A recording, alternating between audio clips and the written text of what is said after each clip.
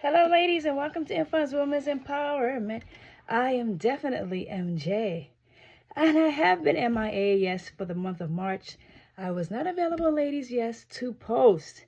Busy, busy, busy, busy, busy, busy, busy, busy, but for a good cause. But I'm back. I'm back home. I'm here for us to be empowered again. Stay empowered as long as you're alive, as long as I'm alive. We have to stay empowered. So, without further ado, ladies, let's talk about, are you chosen? Are you chosen? Well, I believe in my hearts of hearts that we are all chosen. We are all here to do a work. And I kind of divide the work into two parts. So, the first part is a great work. The great work is like you are like a Moses or like a John the Baptist, like a Muhammad Ali, maybe Martin Luther King, someone big, Barack Obama, something or someone that is here to do something that's going to impact on a larger scale. Is a person is chosen to do that, because not all of us have the temperament, the tenacity, the personality to be on a grand scale where you will be in the public eye, whether on social media, whether in the White House, whether you're all over the world doing philanthropy work, or you're just renowned knowing of doing something that impacts humans, that brings about a change in people's lives that you will be remembered by, like a Mother Teresa, stuff like that. So that is chosen for a greater work. And like I said earlier, according to your personality, according to your temperament, and definitely according to the preparation of life, will cause you and God to put you in a position like that, right? That is chosen for a greater work. And I call it the smaller work, meaning it's still just as great, but it's not on a large scale. So you may just be that person that's going to impact somebody just by just cooking them a meal, going to the homeless and making sure that they have blankets and food, socks. On your job, maybe you're a frontline worker and you're there to impact people's lives. Maybe you even just work at behind the cash register at a gas station, anywhere, but your smile, your face, it changes the position of a person's thought process that may have been negative or dark. Or maybe you're the one in the family or on your job that everybody comes to for just advice, just to get empowered. And that is being chosen to do a work. Whether it's just you making love to hair and making that girl or that man that's sitting in the chair feeling good about himself or herself. Or massage, where you're able to just bring back the person who feeling so not well and slum and bring them back to life. It could be just carpentry, where you enjoy just building something for that person, making sure that that person who needs a home has a home.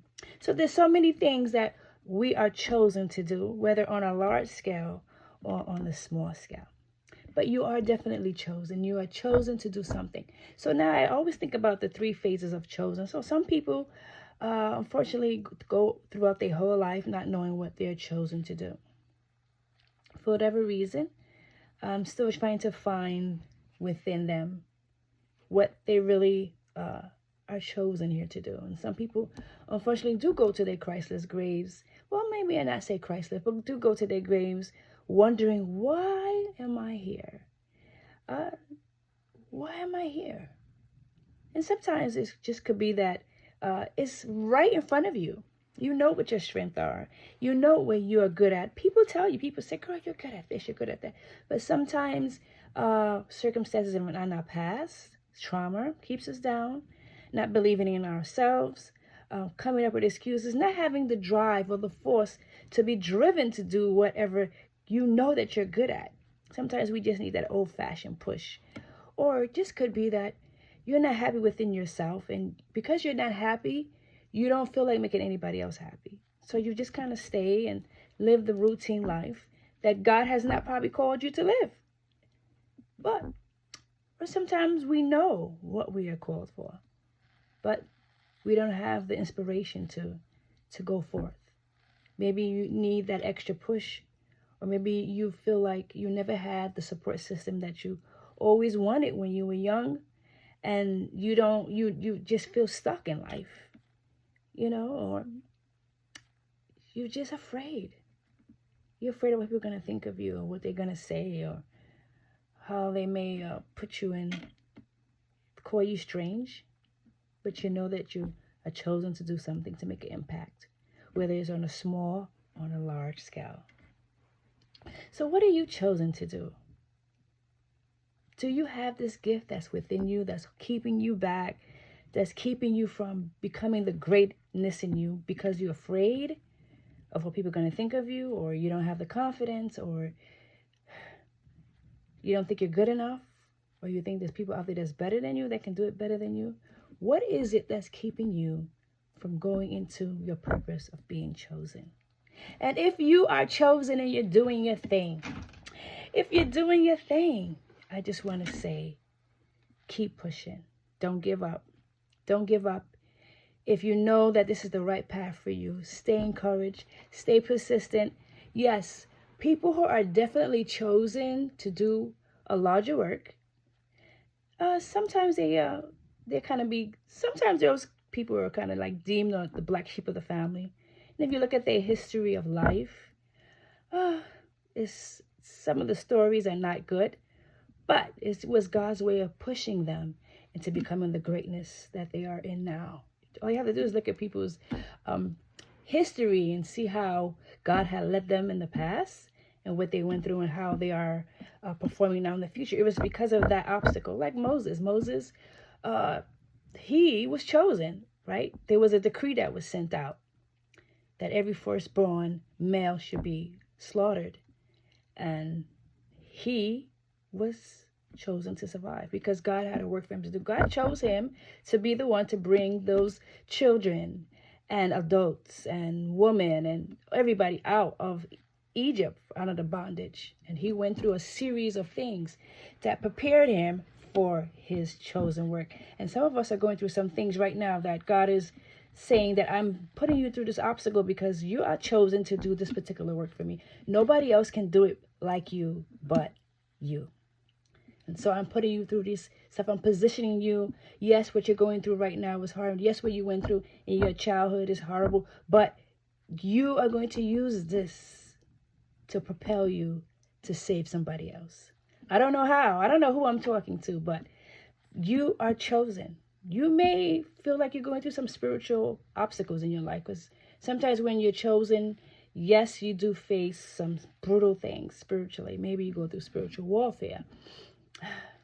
Not easy. Maybe you feel rejected, you feel isolated, you feel alone, you feel like nobody understands you. But I just want to encourage you to keep pushing.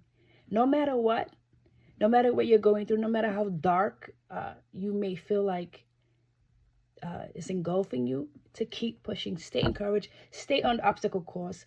Don't give up. Don't stop. Get to the goal of where you know that you are being chosen to do. Because you don't want to wind up in the grave and not knowing that I didn't accomplish what I wanted to accomplish. As they say, I don't know who the writer is, but they always talk about this grave sites, that there is so many people there who were not able to accomplish what God had made them for, because of fear, anxiety, worry, what people are going to think, not having the zeal, not having power, or feeling like that their life was just destined to be this way. When in reality, we just have to keep pushing through the obstacles. Some of us don't feel like it. Some of us don't want to be chosen. Some of us just don't want it. We want to remain where we're at because we feel comfortable. But I want to encourage you, don't feel comfortable where you are, because you won't have the peace of mind, because you're not doing what God has designed you to do. So I'm encouraging you, ladies, men too, stay on the course. Stay on the course. And if you need to just find someone to talk to, some therapy, or you need a life coach, you may need to try to get that so that they can help you position yourself so that you could get on the right course of what God has chosen you to Be, because that's what you were created for, because we're all chosen. I am definitely MJ. Be blessed.